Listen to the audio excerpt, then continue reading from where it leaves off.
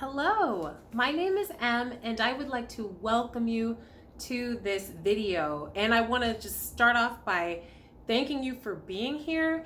And I want to thank those of you who watched my last few videos for the comments and feedback that I received there. And actually this video is the result of a comment that I received recently. Someone asked me what was my mentality going through the first 6 months of the lock journey. So I thought that was a great question, and I automatically actually started writing down some thoughts that I had, some things that I could remember, and I just took some time to reflect on it. So I put together a list of 7 things that I kept in mind during the lock journey in the first 6 months. So I hope that this will be helpful to you. And I want to say that for those of you who have already been through the first 6 months, I welcome you to share down below like what helped you get through that time period. And then for those of you who are going through it right now, feel free to share your thoughts, how you're doing, like what's going through your mind, whatever you're comfortable sharing. Please feel free to leave that down below as well. I'm sure maybe there's some of these things that you're already doing, and I'd love to know what those are. So I also wanted to say this. Something that was said to me repeatedly throughout those early stages was be patient. Like be patient. And I think that's good. Overall, patience is good. Patience is a virtue. It's good to be able to appreciate right now, and that's really something though that I think is easier said than done, and it's something that I feel like happened very naturally over time. And these 7 things will kind of tie in what I mean by that. But my point in saying this is that it can be a little tough when you're on a hair journey that isn't as immediate as going to a salon and then it's immediately you have your final look a few hours later. This isn't like that. Getting braids done, any previous hairstyles that I've ever done, nothing has ever compared to this. It's not like going to be that you're not waiting a long period of time to reach the mature stage of that. At least nothing that I've encountered. So it's a lot, and it's quite a mental adjustment. So my point in saying this is that I definitely understand. I know that it can be tough because you're excited about the future and what it can look like. But something I will say is that these few things help me just keep my enthusiasm about where I was going with it. And if you watch any of my previous videos, like my early videos in the first 6 months, you can see how worked up I am about each of those stages. And again, I'm gonna dive in because I keep referencing this list, so I might as well just dive right in. So let's go. And I'm looking down at this paper because it's literally where I literally wrote the whole list out. So that's what's going on there. Okay, the first one is documenting milestones. Something that I obviously have done using this channel, but even before going on YouTube, before making that decision to start sharing my journey, I did take pictures, and no matter what, I was planning on doing videos just so I could see my progress, because it's funny because in a way, the lock journey changes happen the fastest in the early stages. But the thing is, that's hard to see on a day-to-day basis. It's very hard to you wake up in the morning, next day, whatever. You're not going to see that drastic of a change typically. So seeing it week to week, however, is helpful. That is something where you could potentially see some changes over time. And I found that was very encouraging, because even now to this day, I'm 6 years into the journey, and I'm not even sure I will fully believe anything has changed had I not recorded my 5-year lock anniversary. So because I have that document, I can go back and look and be like, oh, this is what's different now.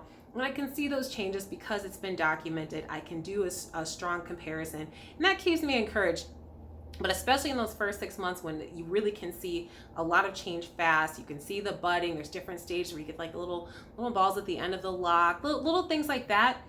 all I feel like can be seen well. And it was always nice to look back and just like make sure that, you know, I'm on track. Because it's one of those things like, yeah, you did research and stuff like that, but it's still one of those things, at least for me, I felt like I had to see to believe, you know?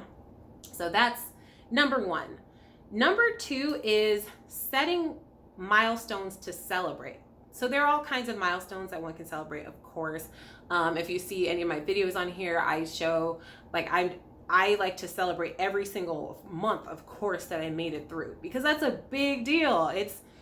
It's not always easy, but it's still exciting because you don't really know what it's gonna look like. You don't know what that next stage is gonna look like and when it's gonna kick in for you specifically. So it was always helpful to, of course, have those check-in points. And a big thing for me too was also looking forward to when my hair was thick enough to hold lock jewelry. Because lock jewelry was something that when I first really started noticing locks, lock jewelry was one of those things that stood out to me. I was like, oh, I can't wait to get to the point where I can have like little lock jewels in my hair. And even now, like my brother, he has some really cool ones. He has a panther in his hair. It's a panther that's attached to one of his locks. He also has like this metal coil that wraps around one of his locks. It's like a solid all the way around metal coil. Just all kinds of cool things you can do. That being said, I obviously am not wearing any lock jewelry right now. And that's really just sheer laziness. I want lock jewelry, but not enough to unlazy myself enough to go to a store and get some, or to go online and search for the one that I want. So I don't know. That's just kind of what it is. But it's funny though, but that may not matter now, but it definitely got me, you know, looking towards the future and visualizing what could be, you know? So those things, just a way to celebrate. I feel like a lot of times with so many things in life, we overcome a lot, we push through a lot, we somehow get through, and why not celebrate every single thing? Now that sounds pretty dramatic for a lock journey, but really, I mean, even for the lock journey, like for me, it was a major change to go to locks. Like that changed my mentality about my own features, like everything, like so many things about my appearance. It really shifted a lot with the lock journey. So to me, it was a really big deal. And to celebrate something like this is absolutely worthwhile. Taking that moment to pause and have that moment of gratitude, I felt was really helpful every step along the way. And it just gives something to look forward to as well. So, and I would just go back to, it's nice to make it like more short-term things. So like celebrating the 1 month, the 2 month, the 3 month. You can go to weekly, whatever, just something, you know, because you did it. And it's hard. Like, I'm surrounded by people who have a lot of great different styles are represented around me all the time. Yeah. Someone rocking their full natural curls. You got people who are rocking some really amazing looking weaves and all kinds of wigs now, all this stuff. So it's like, so, you know, just, you know, when you're finding your own thing, it's nice to, you know, just kind of settle into what your look is going to be. So yeah, it's good to be able to celebrate that and focus on it. So number 3 is probably what you're doing right now if you're in the lock journey, is watching endless videos of those who have, you know, done it. So I wanted to look at videos of people who are 2, 3, 4 years down the line in the journey. I wanted to compare, how did their locks look from the earlier days to later on? And I found that helped me connect with the big picture, long-term vision. And I could just think, while my journey is not going to mirror theirs, I'm going to have my own point of discovery, like what will that look like? And I'm going to have my own version of what matured traditional locks are. So that was something that just helped me stay encouraged as well. So yeah, I also often would reach out to them and have questions and comments and all of that. And so it was cool to be able to get that feedback. So just really being able to do that here on YouTube, I very much appreciate that, and having those people that I still look to, and still appreciate the impact that they had to this day. That's where I found a lot of semi-freeformers as well, and I got to know, see what kind of options there are out there too, and how different ways I could approach the journey. Okay. I think that's enough of that. All right, number 4. Number 4 is being realistic about my own hair and specific journey. So what I mean by that is, for me, I have 4C hair. And with 4C hair, my hair has been prone to extreme shrinkage. My hair will shrink like nobody's business. So if there's a drop of rain, a little bit of humidity, and forget if I'm ever in Florida, I mean, instantly my hair is going to shrink up as much as possible. So I had to be, it was very important to be realistic about it, especially early on. And I decided early on in my journey, I think around maybe 3 months or so in, I decided to semi-freeform. And with that, you're not getting the regular like palm rolling, like shaping that lock in and kind of encouraging that more lengthy look. You're not getting that. And so that means that my hair was going to be shrinking up a lot and it was going to look full. But, you know, am I willing to sacrifice length for the thickness of my roots? And in the end, I decided, yes, that was worth it. And I knew temporarily, at least early on in the journey, I was not going to see much length change. In fact, my hair kept shrinking. I think got to its shortest point maybe by the 4th or 5th month. It just was like, it was crazy. And the thing is, like, by keeping in mind some of the other things that I mentioned, it just helped me be very realistic about my specific journey. So that way I'm not getting, you know, disappointed early on or confused or worried about what that was. And just by doing some research, I really got an understanding of what would work for, you know, what would probably be more closer to my journey than anyone, you know, than someone else's. So that was something I definitely had to keep in mind. So, and then of course, something else that affected it was, you know, how often I'm washing it or doing things like that to it, what kind of product I'm using that can also interfere with, like, you know, what happens with the look. So just kind of doing research and knowing how that all that comes together. That was very helpful for me too.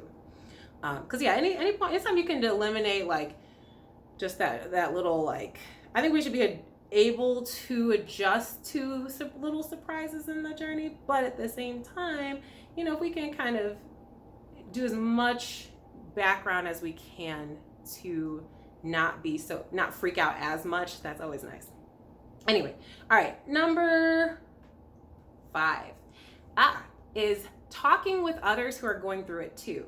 So I already mentioned talking with people who have already done this, have already been at this point. But something that I found super helpful, of course, was to talk with people who are at my same point in the journey. And this was fantastic because, first of all, I would, when I first started, I would reach out to anybody who was anywhere close to where I was in the lock journey. I'd reach out like, oh my goodness, like I just started my lock journey, and, you know, letting them know what's going on, asking them what's going on with them. And it was very interactive. It was a good sense of community. I had a couple lock twins on there that we started ours on the same day. So if you're watching, shout out to my lock twins. So there are a lot of them, there were a couple of them. We do a lot of back and forth just on like, oh, are you saying this? And we'd all be excited about, oh, we have our update coming soon, or our lock anniversary coming up soon. So there were things like that early on in the journey that were super helpful, because that we're going through it together. I don't feel like I'm the only one dealing with this now, especially when you're watching a lot of people who've already been through it. It's a different mentality, or it's a different feeling than those who are like there right now, does that make sense? Maybe. So that was great. Built a great sense of community. Yeah, and some of them, like, yeah, I believe most of my lock twins that I interacted with are still going strong. So it's really cool to have seen that for like years now, which is mind blowing. So anyway, next one, number 6, keeping in mind why. This one is probably the most important thing that I had kept in mind in those early stages, because over time, no matter what, I felt very excited, but over time, sometimes you have this moment where you're just like, oh, but I would just love to know what it's like here, or if anybody is plagued with doubt, I really truly didn't feel doubtful of the journey. Well, I was wondering when it would happen for me, I think. To the best of my memory, I believe I was just kind of wondering when things would really kick in. But overall, I think for some people it would help just to remember why you did this in the first place. So for me, I knew I had tried everything else. I tried micros, I tried, what's it called? I'm forgetting what, relaxers, and oh my goodness, all kinds of things. And of course they're not coming to me right now, but they were there, it was real. And when I tried all that stuff, I know what that did for me. I know what that got me. It got me the same hair breakage that I got every single time. My hair was constantly breaking off. I was still dealing with all of that damage, and it was taking up a lot of time, a lot of effort. And I really had wanted to rock my own hair, my own hair. I didn't want to have to add anything or deal with any of that. I wanted to keep things simple. And no hairstyle had been able to do that for me and give me the healthy hair and let me see some kind of length retention. Nothing else had done that for me. So I had nothing to lose going into the lock journey. And I'm not even fully sure what I would do if this didn't work. I'm not sure what I would have done. Maybe just cut it and just say, forget the whole thing. I don't know. I have no idea what I would have done.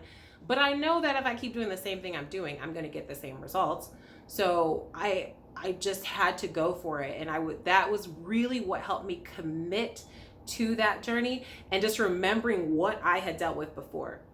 And especially once I learned how low maintenance locks are and how simple the whole routine would be, once I learned that and had that routine just going, game changer for me, complete game changer. Because even if I had a moment of doubt, all I would need to do is just think about what it was like when I had relaxers and I had to, of course, you have the usual washing and all that stuff. But then afterwards, there's the drying period, and then I got to straighten it, and then it still wouldn't look right. And I've received criticism, so much criticism, over how my hair used to be when I was relaxed, and it never looked quite the way that I thought it was supposed to look. And so, but also I wasn't happy with it. So when people would make comments, I think it got to me because I wasn't happy with it. But then when I go to locks, and I'm finding something that's working for me, I have freedom, I'm saving so much time, I'm actually starting to enjoy different things about dealing with my hair, which is not something I had really felt before. When I started to feel that was an unshakable confidence. That gave me confidence in continuing on in the journey. That gave me confidence to deal with criticism, because, I got a lot of crazy comments early on. And when I first started the lock journey, those first several months, and I'm not gonna lie, I was looking a little rough. I know I was looking rough. But when I got crazy comments, I was like, no one can relate to no one knows what I've been through. No one knows the kind of things I've dealt with when having any other type of hairstyle. No, they don't know what I've gone through. And they don't need to. Like, for me, it's for me. And I found a freedom that is completely unshakable. No one could take that away. So I wasn't offended by people criticizing, oh, you should, your hair is looking messy, you should get it retwisted, you should go ahead and get goddess locks, here's some other things you can do. Everyone had tons of suggestions for how I should deal with my hair. And I really didn't bother me. And it almost made me laugh, because I was like, this is amazing that they can say all this and I still love my hair. And it's not just tolerating it anymore. It's an actual appreciation for my hair. And I never felt anything like that before, ever in my entire life. The lock journey completely changed that for me. And to see that and to look at it and to love it is a crazy feeling that I feel so thankful for. I'm so thankful for the journey, and for anyone who ever recommended that I get locks, particularly my brother. He had recommended them quite frequently. And I'm so glad I have them. And I think just to be able to have that confidence in my own look and my own beauty, and just letting that shine forward, and loving myself naturally as I am. that is the reason why. That is a reason to keep going on the journey. That's a reason to keep being enthusiastic about the changes. It's like, what else am I, what new look are my locks going to give me to shine through? Because I already dealt with that stage. If I dealt with that stage, seriously, if you look at I think my 4-month lock update, see what I was working with, I did it. I went to work. I did all that stuff. And like, I just felt very proud of that. So I'm going on too much about this, but you get the idea. I think knowing your reason why is so important. All right. And anyway, lastly I'm trying to think of how to say this because I don't like the way I phrase it here. Basically, find a way to make your routine into a moment. And this is what I mean by that. When I first started this, my loctician who did my comb coils, she was like, for the first 4 weeks, don't wash your hair, don't do anything. I was like, okay. So for the first 4 weeks, I'm just sitting around basically waiting for my next appointment. I mean, I'm not sitting around, I'm working and doing all that kind of stuff. But you get what I'm saying. Like, it was not very active. There was nothing, it was not very involved. I didn't feel as connected to the process itself. And so I think there was like a restlessness that built up from that. But then when she washed my hair, when I returned, she washed my hair, did the retwist, I noticed that my locks changed significantly in that process. And I was like, well, wait a second. Like, if sitting around for 4 weeks doing nothing has done nothing to the hair, but I'm sitting in the salon getting my hair washed, the washing seems to be what's getting my hair tangled and really, like, entwined and all that kind of stuff to the locking point. I was like, wait a second, like, that's really what's locking my hair. And so that really changed my mindset. And I was like, so I don't need to be afraid to wash my hair. So then, to get back to my original point, I then started to just create a moment out of washing my hair. First of all, I went overboard when it comes to washing the hair. I confess. I was over washing it. I really did dry out my hair too much. And I would not recommend doing what I did. I washed it more than what my hair accepts. But I did. And it actually did end up locking my hair pretty fast. So again, I'm not recommending it, but I don't think I would change that though. Really, I don't think I would. I would just probably moisturize better though. So anyway, yeah, so I was starting to wash it regularly, and once I could be more actively involved in that process early on, it felt I could create something that I could look forward to. So I would get like some fragrances that I like, my favorite oils. Even when it came to shampooing, I enjoyed that. First of all, because I knew afterwards I'm not going to be sitting under a dryer for 45 minutes for my hair to dry. I was gonna go out after I wash my hair and just leave. Just go do whatever I want. And that's amazing. I've never been able to do that. In my entire life, I've never been able to do that and be able to just walk out there comfortably. But with these locks, I did that. And so if you gotta do something, I feel like then you can make it something. So it would be almost like a spa moment for me.